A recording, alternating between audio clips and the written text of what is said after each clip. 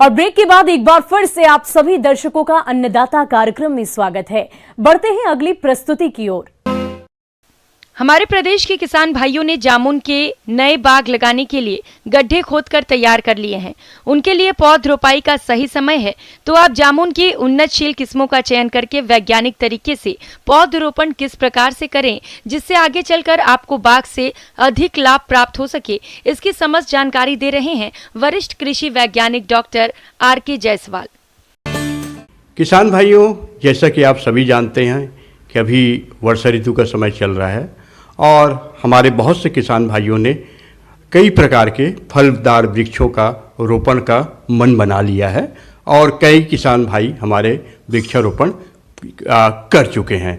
तो किसान भाइयों, आज मैं आपको जामुन फलदार वृक्ष के बारे में आप लोगों को जानकारी दूंगा। जैसा कि आप सभी जानते हैं कि जामुन हमारी धार्मिक मान्यता के हिसाब से शुरू से ही हमारे जीवन का अंग रहा है और इसकी उत्पत्ति भी हमारे भारतवर्ष में ही हुई है। जैसा कि वैज्ञानिक खेती करने के पूर्व यह हमको जानकारी होना चाहिए कि इनकी कौन कौन सी किस्में हमको लगाना चाहिए। जैसे कि इसमें कर्नाटका में कुछ किस्में उनने चयन की है, जिसमें राजा नाम की जो किस्म है इसका फल का आकार बड़ा होता है। किसान भाइयों, जामुन की किस्मों की बात करें तो इसकी प्रमुख किस्म राजा जामुन है, जिसके फलों का आकार बड़ा, आयताकार और रंग गहरा बैगनी होता है, जो स्वाद में मीठे और रसदार होते हैं। इसके फलों के अंदर छोटे आकार की गुठली पाई जाती है। इसके अलावा केंद्रीय उपोषण बागवानी संस्थान रहमान खेड़ा लखनऊ से विकसित की गई नई किस्में CISHG 45 और CISHG 37 है। आप इनका भी चयन करके लगा सकते हैं। पौधों की प्राप्ति के लिए आप केंद्रीय उपोषण बागवानी संस्थान रहमान खेड़ा लखनऊ में संपर्क कर सकते हैं। जामुन की ये जो आपकी किस्में और जो प्राप्त करने हैं पौधे, आप विश्वसनीय नर्सरी से ही अपने को प्राप्त करना चाहिए। तो जामुन के लिए जो जलवायु है, सामान्यतः हम यह देखते हैं कि जामुन जो है वो लगभग सभी प्रकार के जलवायु और मिट्टी में हो जाता है, लेकिन अच्छी बढ़वार और अच्छी पैदावार के लिए आवश्यक है कि जो हमारी ज़मीन में कम से कम 1 मीटर गहराई होनी चाहिए और दोमट मिट्टी है तो बहुत अच्छी है। भूमि का जल निकास भी बहुत अच्छी होनी चाहिए। इसके साथ ही साथ भूमि का pH मान जो है लगभग जो है 7 से 7.5 के बीच में होनी चाहिए। जमीन की या भूमि में जीवांश की मात्रा अच्छी होनी चाहिए।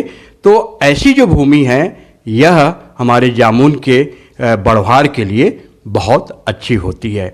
अब हमको पौधरोपण करना है कि जो हमने गड्ढे गर्मी में तैयार कर लिए हैं या तैयार नहीं कर पाए हैं, दोनों परिस्थिति है। तो इसमें ध्यान रखने वाली बात यह है कि जो गड्ढे हैं उसको हम उचित दूरी पर लगा लें। आप सभी जानते हैं कि जामुन का पौधा जो है बड़ा जब होता है तो काफ़ी बड़ा विकराल रूप इसका होता है, पौधे काफ़ी बड़े होते हैं। तो कम से कम हम इसको 8 मीटर जो है कतार से कतार की दूरी और 8 मीटर पौध से पौध की दूरी हमको रखनी चाहिए। और जामुन के पौधे का रोपण करना है तो गड्ढा थोड़ा हमको बड़ा बनाना चाहिए, कम से कम 2 फीट लंबाई की, 2 फीट चौड़ाई की और 2 फीट गहराई की गड्ढे होनी चाहिए। किसान भाइयों, अब बात आती है खाद और उर्वरक प्रबंधन की।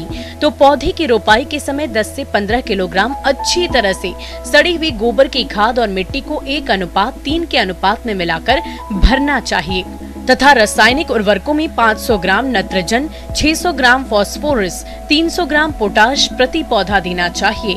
किसान भाइयों, इसके साथ साथ कीट और रोग नियंत्रण के लिए कीटनाशी दवा क्लोरोपाइरिफास 50 ग्राम तथा फफूंदनाशी दवा कार्बोडाजिम 50 ग्राम को गड्ढा भराई के समय गड्ढे में मिला देना चाहिए। अब हम खाद डालने के बाद जो है पौध का रोपण करते हैं।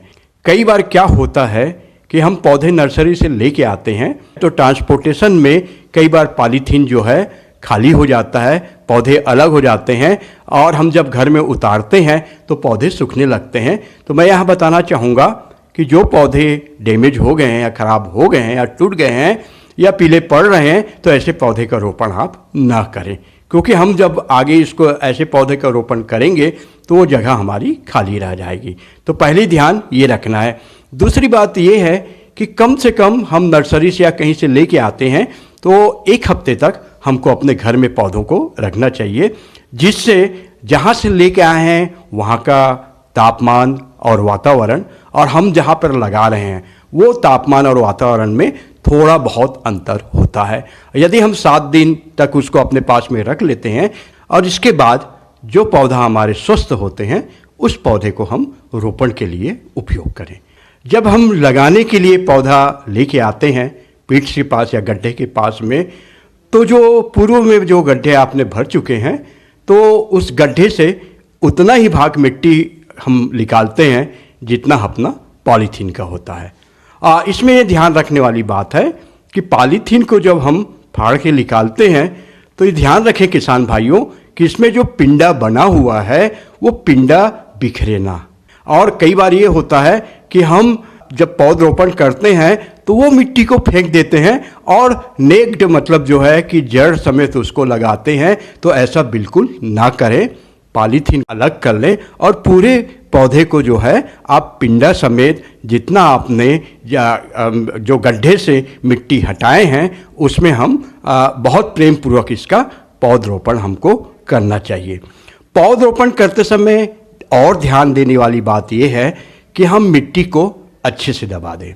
अब पौधरोपण के बाद तो तुरंत हमको सिंचाई भी उसमें कर देना चाहिए, जिससे तुरंत उनकी जड़ों को पानी मिल जाता है, तो पौधे बहुत जल्दी आपकी जो है स्थापित हो जाते हैं और इसमें मरने की संभावना को हम कुछ हद तक कम कर सकते हैं। हमने बहुत प्रेम पूर्वक पौध का रोपण कर दिया है और पौधे यदि बड़े हैं तो गिरने लगते हैं।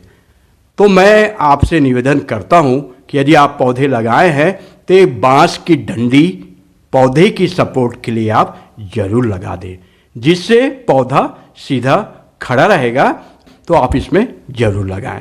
तो किसान भाइयों, पौधरोपण करते समय यदि इन सावधानियों को हम ध्यान रखते हैं तो मैं यहाँ पर आप लोग को बताना चाहता हूँ कि आपके पौधे कभी मर नहीं सकता। आगे और भी है कुछ रोचक जानकारियां, पर यहां पर रुकेंगे एक और ब्रेक के लिए। जल्द हाजिर होते हैं।